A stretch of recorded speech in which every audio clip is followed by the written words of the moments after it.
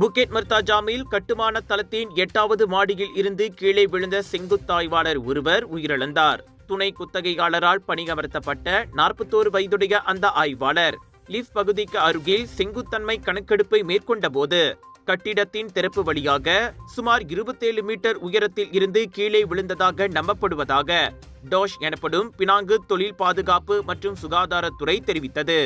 முதற்கட்ட விசாரணையில் லிஃப்ட் திறப்பு பகுதி ஒட்டு பலகையால் மட்டுமே மூடப்பட்டிருந்தது மற்றும் வேலிகளால் சூழப்பட்டிருந்ததோடு அவை எடையை தாங்கவோ அல்லது தொழிலாளர்களுக்கு போதுமான பாதுகாப்பை வழங்கவோ போதுமானதாக இல்லை என்பது கண்டறியப்பட்டது.